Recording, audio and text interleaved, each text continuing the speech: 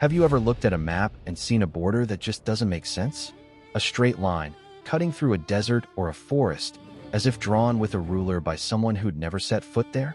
We accept these lines as reality. They define nations, identities, and laws.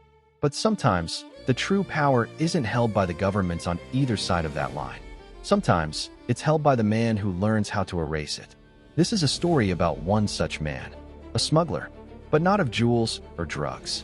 His contraband was far more precious, and his empire was built on a simple, devastating human desire, the need to get out. I'm Ibnul J. Farabi, and this is Underworld Kings, the rise and fall from Light Not Studios.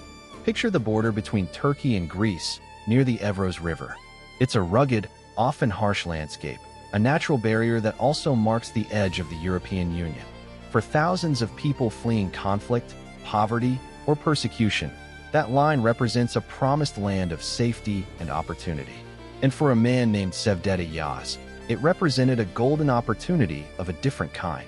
In the early 2010s, Cevdet, a Turkish national from Edirne, wasn't a kingpin. He was a local, a fixer. He knew the river's every bend, the patrol schedules, the hidden paths through the woods. He started small, guiding a handful of people across for a fee. But Cevdet had an entrepreneurial mind. He saw a system he could optimize. His rise began with a simple innovation: scale. He moved from being a guide to being a logistics manager. He established a network of scouts, drivers, and corrupt officials. He invested in high-quality inflatable boats, GPS equipment, and even decoy vehicles to distract border patrols. He didn't just offer a crossing, he offered a package. For a premium, you could get a guaranteed crossing, which included multiple attempts if the first one failed. He branded himself, in the whispers of the migrant communities, as the reliable option, the professional. While other smugglers were chaotic and dangerous, Cevdet's operation ran with a chilling corporate efficiency.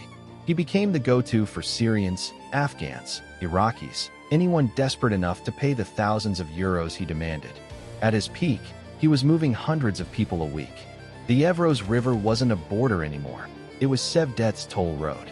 But with such scale comes visibility, and with visibility, violence.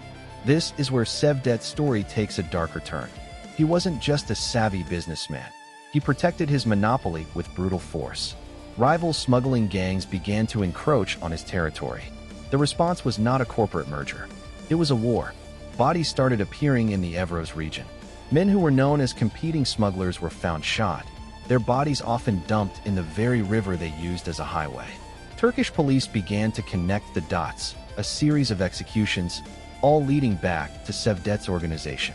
He had graduated from smuggling to what authorities called a criminal armed organization. He built a small army of enforcers, men as ruthless as the border itself. The king of the border had to be a warlord, too. And then, the pivot that truly marks an underworld king: diversification. The migrant crackdowns along the Evros route intensified. The business became riskier. So Cevdet, ever the adaptive entrepreneur, looked at his assets, his boats, his knowledge of covert maritime transport, his network of corrupt port officials, and he saw a new product line: drugs. Specifically, heroin and cocaine destined for European markets. The same pipelines he used to move people could be used to move narcotics. In some ways, it was a cleaner business.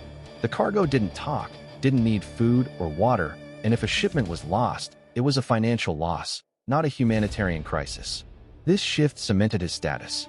He was now a major transnational criminal, his tentacles reaching from the poppy fields of Afghanistan to the streets of Athens and beyond.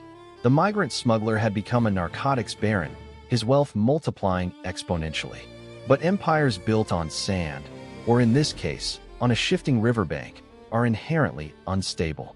Cevdet's downfall came from the two forces that undo so many kings: betrayal and technology. His organization was so large that it became leaky. Arrested low-level operatives, facing decades in prison, began to cut deals. They gave up routes, safe houses, and names. More crucially, law enforcement agencies across Europe started collaborating like never before. Greek, Turkish, and Europol officials shared intelligence in real time. They used satellite imagery, drone surveillance, and intercepted communications. They weren't just chasing individual boats, they were mapping the entire network. Cevdet, the man who mastered the landscape, was now being tracked by a digital eye in the sky he couldn't evade. The end came not in a dramatic shootout, but with a quiet arrest in Istanbul. He was having a meal, thinking he was insulated by layers of underlings and distance. He was wrong. The coordinated takedown didn't just net Cevdet, it swept up dozens of his key lieutenants in simultaneous raids. The empire was decapitated in a single day. At his trial, the scale was laid bare.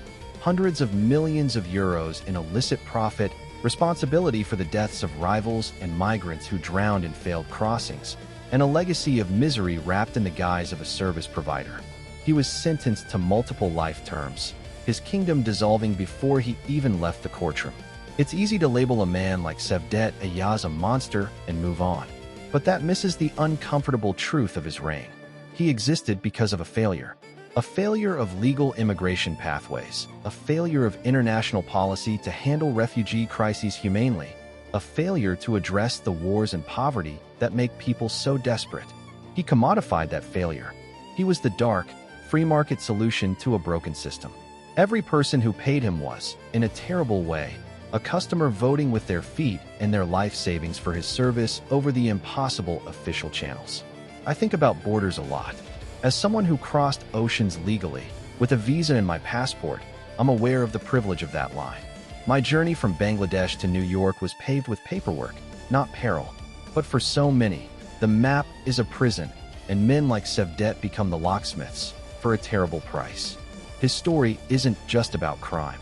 It's about the shadow economies that spring up when the light of the law offers no warmth or hope. He wasn't a king of a place, but of a condition, human desperation. And as long as that condition exists, there will always be someone in the shadows, ready to build an empire upon it. Thank you for listening. This has been Underworld Kings, The Rise and Fall. I'm Ibnul J. Farabi. This episode was produced by Light Knot Studios.